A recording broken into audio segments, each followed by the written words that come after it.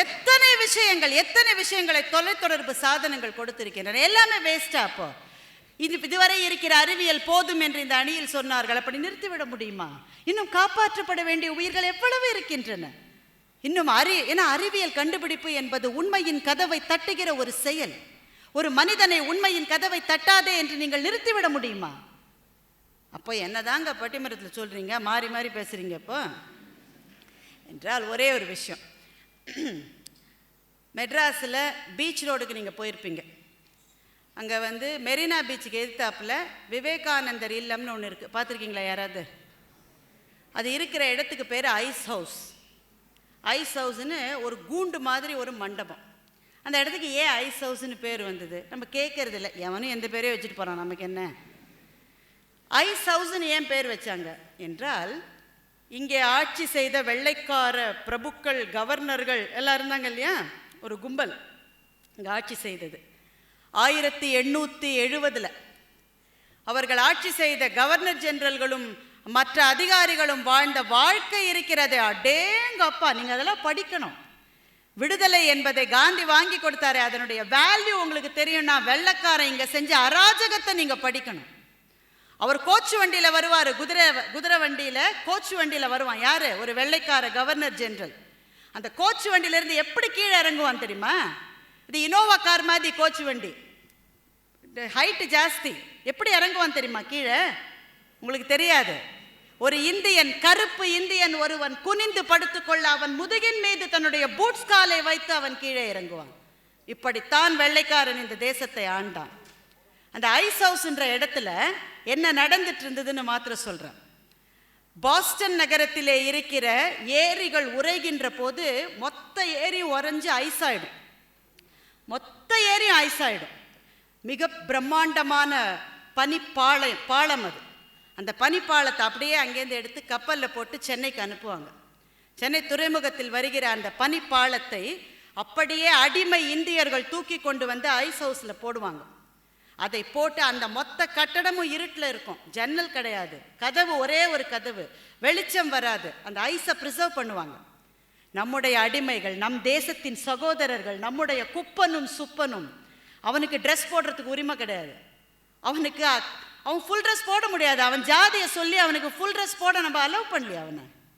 அவன் அரை ஆடை ஒன்றை கட்டி கொண்டு, பெரிய எக்யூப்மெண்ட்ஸ் கிடையாது, சுத்தியலை வச்சு அந்த ஏரி பாலத்தை உடைச்சு உடைச்சு உடைச்சு உடைச்சு உடைச்சு ஐஸ் கட்டி ஆக்கும். எதுக்குங்க ஐஸ் கட்டி?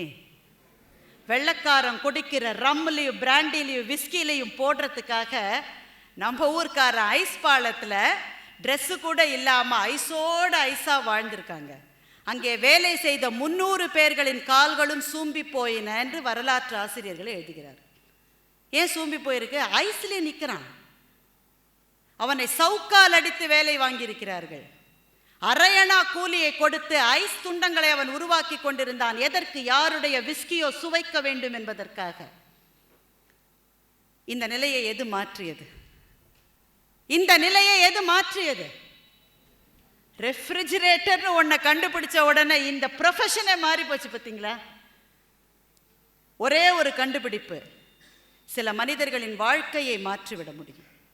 நம் ஊரில், நம் கிராமங்கள், நம் சகோதரர்கள் சில பேரை துணி துவைப்பதற்காக ஒதுக்கி வைத்திருந்தோம். எல்லாரோட துணியும் அவன் துவைக்கலாம். ஆனால் ஒவ்வொரு தெருவாக தனித்தனியாக கலெக்ட் பண்ணோம். இந்த ஜாதிக்காரனோட துணியை கலெக்ட் பண்ணி அதை துவைப்பான், அந்த ஜாதிக்காரனோட துணியை கலெக்ட் பண்ணி அதை துவைப்பான். ஒன்னோட ஒன்று மிக்ஸ் பண்ண முடியாது. மிக்ஸ் பண்ணால் அவனுக்கு உயிர் போயிடும். ஆனால் என்றைக்கு வாஷிங் மிஷின் என்று ஒன்றை கண்டுபிடித்தோமோ, எல்லாருடைய துணியும் அதில் ஒன்றாக சுற்றலாம் என்ற நிலை வந்த பிறகு அந்த ஜாதியை தாழ்ந்து படுத்துகிற அந்த நிலைமை மாறிப்போம். சினிமா ஒரு விஞ்ஞான கண்டுபிடிப்பு தானே. நம்ம ஊர்க்காரன் உயர்ந்த ஜாதிக்காரனும் தாழ்ந்த ஜாதிக்காரனும் முதல்ல பக்கத்தில் உட்கார்ந்த இடம் சினிமா கொட்டகை தான். சினிமா கொட்டகையில தான் பக்கத்தில் உட்காந்தான். ஊரில் பக்கத்தில் உட்காந்தா உதச்சிருவான் அவனை. ஆனால் சினிமா பார்க்கிற சந்தோஷத்தில் பக்கத்தில் உட்கார்றவனுடைய ஜாதியை கேட்காமல் உட்கார்ந்த முதல் இடம் சினிமா கொட்டகை தான். இதற்கு காரணம் சினிமா என்ற கண்டுபிடிப்பு இல்லையா? பெண்களை பற்றி இந்த தம்பி சொன்னார். உங்கள் வீட்டுக்கு போய் கேட்டு பாருங்கள், உங்கள் பாட்டிமார்கள் எவ்வளவு வேலை செய்திருப்பார்கள் என்று.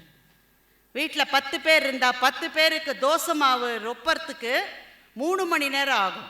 இந்த ஆட்டுக்கல்ல பார்த்தீங்கனாலே தலை சுத்தம். என் பாட்டி சொல்லுவாங்க, வீட்டுக்கு நடுவில் ஆட்டுக்கல், மாவு ஆட்டுவாங்களாம். என் பாட்டியோட மாமனார் அங்கே வந்து நிற்பாராம். மாமனார் எதிரில் உட்கார்ந்து கொண்டு மாவாட்டுவது மரியாதை இல்லை என்பதால் நின்று கொண்டே மாவாட்டி இருக்கிறார் என்னுடைய பாட்டி. நின்றுக்கிட்டு மாவாட்டி இருக்காங்க வாழ்நாள் முழுவதும். 20 வருஷம் 25 வருஷம் சமையலறை என்ற இருட்டறையில் சிறைப்படுத்தி கிடந்த பெண்களை வெளியே கொண்டு வந்தது அறிவியல் தானே? உண்டா இல்லையா? ஜாதி, பெண் அடிமை, இந்த 2 பெரிய பிரச்சனைகளினால் இந்த தேசம் விழுந்து கிடந்த போது இந்த நிலையை மாற்ற முடியும் என்ற கனவே அறிவியல் கண்டுபிடிப்புகளுக்கு பின்புதான் வந்தது. அதற்கு முன்னால் இது மாறும்னு நாம் நினைக்கல. கிராமப்புறத்தில் இன்னமும் பஞ்சாயத்துகளில் தாழ்ந்த ஜாதிக்காரனுக்கு ஒரு நீதி, பெண்ணுக்கு ஒரு நீதி, ஆணுக்கு ஒரு நீதி என்று இருக்கிறது. ஆனால் நகரத்திலே வந்து பஸ் என்கிற விஞ்ஞான சாதனத்தில் ஏறுகிற போது யார் என்ன ஜாதி என்ற கேள்விகள் மறைந்து போகின்றன. இன்றைக்கு இவ்வளவு தூரம் பெண்கள் கல்விக்கு வந்திருக்கிறார்கள் என்றால் அதற்கு காரணம் விஞ்ஞான தேவதை உங்களுக்கு கொடுத்த வரம், உங்களுக்கு கிடைத்த விடுதலை, சுதந்திரம் அத்தனையும் விஞ்ஞானம் உங்களுக்கு போட்ட பிச்சை. வீட்டுக்குள் கண்டுபிடிப்புகள் வளர வளர விஞ்ஞானம் கருத்தியலை மாற்றுகிறது. சில நம்பிக்கைகளை விஞ்ஞானம் மாற்றி போடுகிறது. நிறைய நம்பிக்கைகளை விஞ்ஞானம் மாற்றியது. சில நட்சத்திரத்தில் பிறந்த பெண்கள் கேடுகெட்டவர்கள், அவங்க எதிரில் வரக்கூடாதுன்ற நம்பிக்கை இருந்தது. விஞ்ஞானம் வளர வளர அவங்க இஷ்டப்பட்ட நட்சத்திரத்தில் இப்போ பிறந்துக்கலாம். சிசேரியன் பண்ணி எடுக்கிற போது நட்சத்திரத்தை குறிச்சிட்டு அந்த நட்சத்திரத்திலே நீங்கள் பிறக்கலாம். மக நட்சத்திரம் தான் ராசினா you can decide that your child will born in that particular star. கருத்தாக்கங்களை விஞ்ஞானம் மாற்றி போட்டது. விஞ்ஞானம் என்பது எது? என்றைக்கு மனிதன் சக்கரத்தை கண்டுபிடித்தானோ அன்றைக்கே முதல் விஞ்ஞானி உருவாகிவிட்டான் இல்லையா? என்றைக்கு மனிதன் நெருப்பை நீடிக்க முடியும் என்று தெரிந்து கொண்டானோ அன்றைக்கே முதல் விஞ்ஞானி உருவாகிவிட்டான் இல்லையா? ஒவ்வொரு வளர்ச்சியும் விஞ்ஞான கண்டுபிடிப்பு தான். இதை ஏன் இப்படி செய்யக்கூடாது என்ற கேள்வி வந்த ஒவ்வொரு மனிதனும் விஞ்ஞானி தான். மனித குலம் அடைந்திருக்கின்ற ஒவ்வொரு வெற்றியும் விஞ்ஞான வளர்ச்சியினுடைய படிகள் தான். இதிலே பிரச்சனைகள் வருவது அறிவியலால் அல்ல, தொழில்நுட்பத்தால் அல்ல. அந்த தொழில்நுட்பத்தை பயன்படுத்த நினைக்கின்ற தொழிலதிபர்களினுடைய பேராசையால் தான் அழிவுகள் வருகின்றதே தவிர, அல்லது அந்த தொழில்நுட்பத்தை கொண்டு அழிவுகளை உருவாக்க நினைக்கிற அரசியல்வாதிகளால் பிரச்சனை வருகிறதே தவிர, இத்தனைக்கும் பின்னாலே இருக்கிற விஞ்ஞானி தவறான நோக்கத்தோடு எதையுமே கண்டுபிடிக்கவில்லை.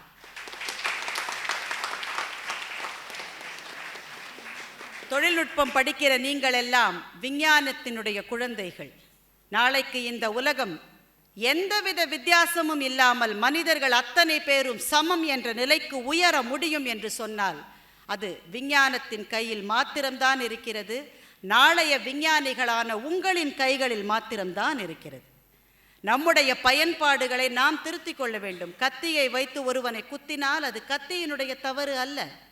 அதே கத்தியினால் மருத்துவன் ஒரு சர்ஜரியை செய்கிற போது அந்த கத்தி நல்ல விஷயத்துக்கு பயன்பாடு அடைகிறது போல விஞ்ஞானம், தொழில்நுட்பம், விஞ்ஞான கண்டுபிடிப்புகள் கத்தி மாதிரி. சரியாக அதை பயன்படுத்த வேண்டிய கடமை மனிதர்களான நமக்கு இருக்கிறதே தவிர, தவறாக பயன்படுத்திவிட்டு விஞ்ஞானத்தை குறை சொல்லுவது நியாயம் அல்ல. பயன்பாட்டை சரியாக வைத்துக் கொள்வோம். ஒரு விஷயத்தை அதீதமாக உபயோகப்படுத்தாமல், ஃபேஸ்புக் என்பது தகவலை அவ்வப்போது பரிமாற்றிக் கொள்வதற்கு, 24 மணி நேரமும் அதில் உட்கார்ந்து கொண்டிருப்பதற்கு அல்ல. ஒரு மாணவன் அப்படி உட்கார்ந்து கொண்டிருக்கிறான் என்றால் that means he has an identity crisis. அது செல்போனுடைய தவறு அல்ல, அது நல்ல சந்தர்ப்பங்களுக்கு பயன்படுத்துகிற விஷயம். ஒரு விபத்து நடந்தால் அடுத்த செகண்ட் மெசேஜ் வருது, 100 பேர் ரத்தம் கொடுக்க வராயா, இதுக்கு காரணம் செல்போன் தானே. எனவே அறிவியல் பயன்பாட்டில் பிழைகள் இருக்கலாமே தவிர, அறிவியல் என்பது ஒரு நாளும் பிழையுடையது அல்ல. அது மேலே மேலே மேலே போய் மனித நாகரிகத்தை, அவனுடைய உன்னதத்தை வளர்த்தெடுத்த கருவி என்றைக்கும் என்றைக்கும் என்றைக்கும் அறிவியல் தான் என்ற காரணத்தினாலே அறிவியல் நாள்தோறும் மனிதனை முன்னேற்றி இருக்கிறது. காட்டு குகைகளில் காட்டு மிராண்டியாக திருந்தவனை இன்றைக்கு உலக நாகரிகத்தின் உச்சிப்படியில் நிறுத்தி வைத்திருக்கிறது அறிவியல் என்று சொன்னால் பயன்பாட்டை நாம் சரி செய்து கொள்ளுவோம். ஆனால் சமுதாயத்திற்கு ஒட்டு மொத்தமாக பார்த்தால் கிடைத்திருப்பது அழிவை விட ஆக்கம்தான் என்று சொல்லி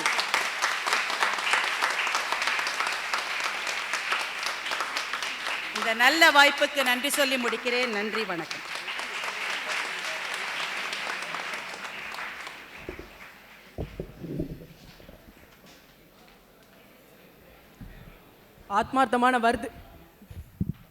ஆத்மார்த்தமான கருத்துக்களை கூறிய நம் நடுவர் திருமதி பாரதி பாஸ்கர் அவர்களுக்கு நன்றி. சிறப்பாக அரங்கேறியது இப்பட்டிமன்றம். அடுத்ததாக நமது இயக்குனர் முனைவர் திரு மரிய வில்சன் அவர்களையும் நம் முதல்வர் முனைவர் கண்ணன் அவர்களையும் மேடை கலைக்கிறேன்.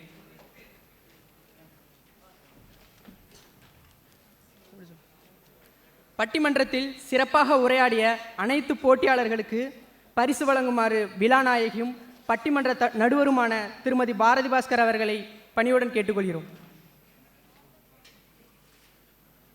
முதலாவதாக ஆக்கம் என்ற தலைப்பில் பேசியவர்கள் அணி.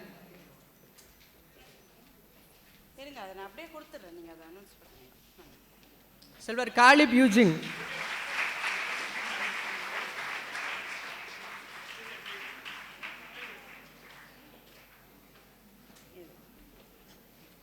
செல்வர் சூரியகுமார்,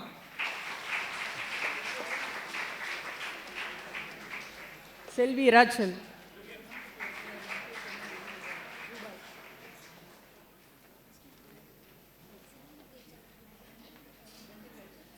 செல்வர் சுகுமார்,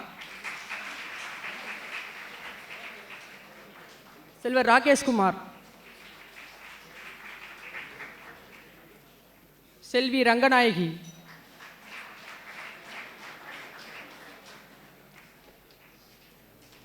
செல்வி அர்ச்சனா,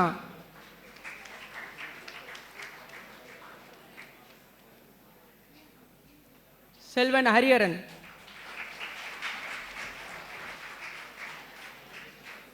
செல்வன் நவீன்,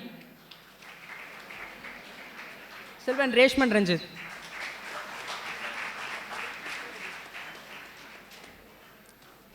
சிறந்த பேச்சாளருக்கான நினைவு பரிசும் 1000 ரூபாய் ரொக்கத்தொகையும் சான்றிதழ்களுடன் நம் கல்லூரி இயக்குனர் முனைவர் மரியவில்சன் அவர்கள் வழங்க உள்ளார். பரிசுகளை வழங்குமாறு நடுவர் அவர்களை வேண்டிக் கொள்கிறேன். பரிசுகளை வழங்குமாறு நடுவர் அவர்களை தாழ்மையுடன் கேட்டுக்கொள்கிறேன்.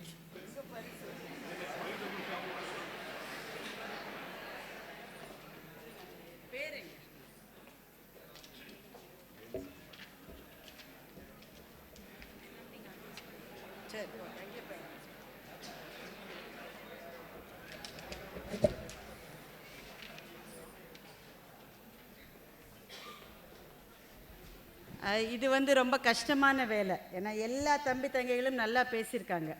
ஒருவரை தேர்ந்தெடுப்பது என்பது எனக்கு ஓப்பானதே அல்ல. இந்த இந்த இசை போட்டிகள்லாம் டிவியில் வரும்போது கூட யாரையாவது எலிமினேட் பண்ணும்போது நான் எந்திரிச்சு போயிடுவேன். எனக்கு தாங்காது. ஏன்னா நான் பேச்சு போட்டிகளுக்கு போன காலத்தில் நான் ஜெயித்ததை விட தோற்றது தான் அதிகம். ஒரு தடவை நான் ப்ரைஸ் வாங்கினது இல்லை.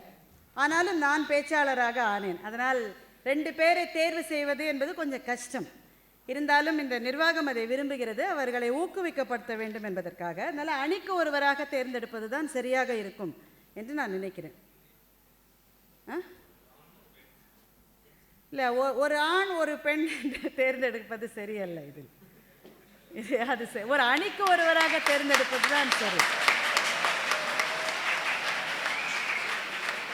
ஏன்னா பேச்சு போட்டின்னு வந்தால் கூட நீங்கள் மிகச்சிறந்த பேச்சாளர், அதற்கு அடுத்த பேச்சாளர் என்பது தான். அதில் ஆண் பெண் என்பது கிடையாது. அது என்னுடைய முடிவு. நீங்கள் ஒத்துக்கிட்டாக்க அது சரி. அணிக்கு ஒருவர் என்று சொல்லுவது சரியாக இருக்கும். ஏன்னா 2 அணியில் பேசுறதுமே கஷ்டம். குறிப்பாக இந்த அணியில் பேசுவது கஷ்டம். பாசிட்டிவாக பேசுறது எப்பவுமே நம்ம ஊரில் கஷ்டம். நெகட்டிவாக பேசுறது என்ன வேணால் திட்டலாம். பாசிட்டிவாக பேசுறது என்பது கஷ்டம். அதை வைத்து பார்த்தால் ஒரே ஒரு விஷயத்தை மட்டும் சொல்கிறேன். எல்லாருக்கும் திருப்தியான தீர்ப்பு என்பது உலகத்திலேயே கிடையாது. ஒவ்வொரு தீர்ப்பாலும் யாரோ சிலர் காயப்படுகிறார்கள். அதனால் என் தீர்ப்பால் யாராவது காயப்பட்டால் அவர்களுக்கு என்னுடைய வருத்தங்கள். ஆனால் என்னை பொறுத்தவரையில் புது கருத்துக்களை கொண்டு வந்தவர்களுக்கு கூடுதல் கௌரவம் கொடுக்க வேண்டும் என்ற வகையிலே இந்த அணியில் ராகேஷ்குமார்,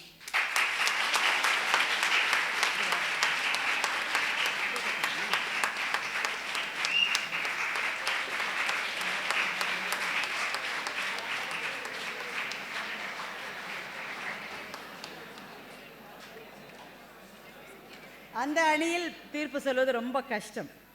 ஏன்னால் பயங்கரமான காம்படிஷன் அங்கே. மிகச்சிறப்பாக பேசியவர்கள், மிகச்சுவையாக பேசியவர்கள்னே குறைஞ்சது அங்கே 4-5 பேர் இருக்காங்க. ஆனால் அது ரொம்ப கஷ்டம், ரொம்ப ரொம்ப கஷ்டம். இருந்தாலும் மிக புதுமையான ஒரு சிந்தனை பாதை ஒரு சின்ன பையனுக்குள் இருக்கிறது என்று என்னை பிரமிக்க வைத்தவர் ஹரிஹரன். அவருக்கு தான் இந்த விருது.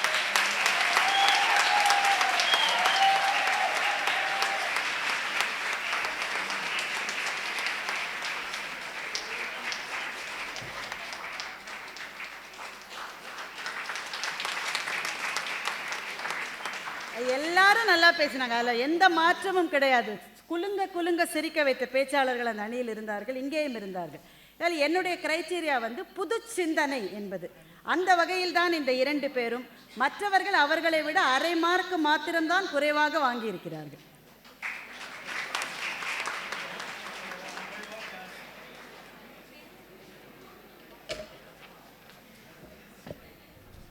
இந்த பிரம்மாண்டமான விழா நிறைவுக்கு வந்தது. இது முடிவல்ல, தமிழுக்கு கிடைத்த துவக்கம். இவ்விழாவின் முடிவுரை வழங்க எங்கள் கல்லூரியின் முதல்வர் திரு கண்ணன் அவர்களை மேடைக்கு அழைக்கிறேன்.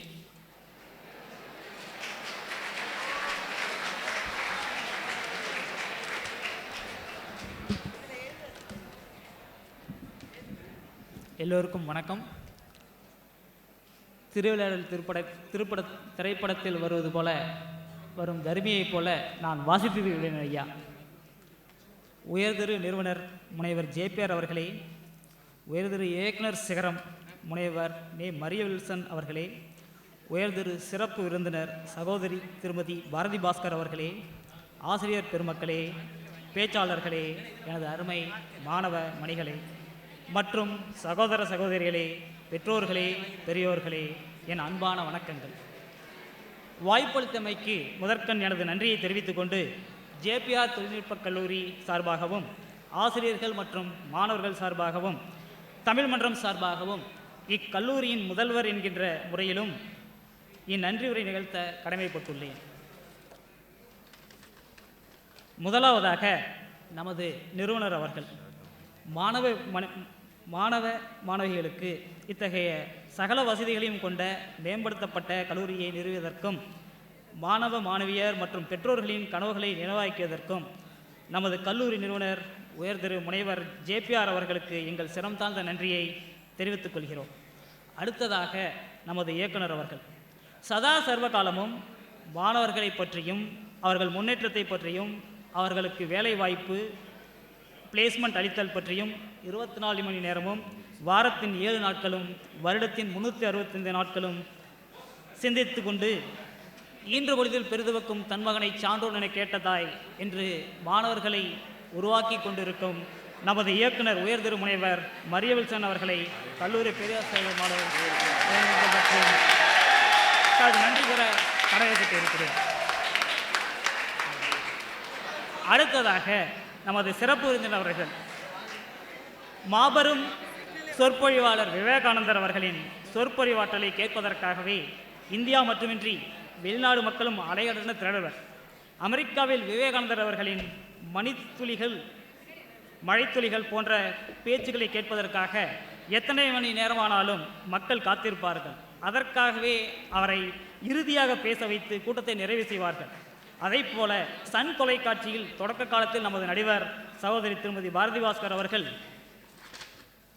நடுவில் பேசினார்கள். ஆனால் இப்போதோ சகோதரி அவர்கள் அரங்கில் ஒரு இறுதி பேச்சாளர் மற்றும் உறுதி பேச்சாளர். அவர்கள் பேச்சை, கருத்துக்களை, குரலை கேட்க நானும் மக்களும் காத்து இருந்திருக்கின்றோம்.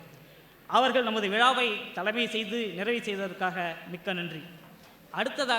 அடுத்ததாக இப்பட்டிமன்றத்தை கலந்து கொண்டு தங்கள் கருத்துக்களை எல்லோரும் ரசிக்க பேசிய அனைத்து பேச்சாளர்களுக்கும் எனது நன்றியை உரித்தாக்குகின்றேன்.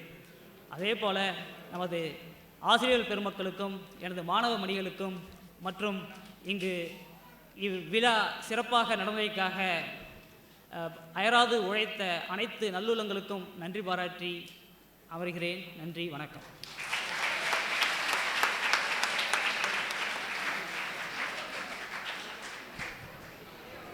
மாணவர்கள் அனைவரும் அமைதி காக்கவும். விழா தலைவர் திருமதி பாரதி பாஸ்கர் சென்ற பிறகு அனைவரும் உணவருந்த செல்லுமாறு பணியுடன் கேட்டுக்கொள்.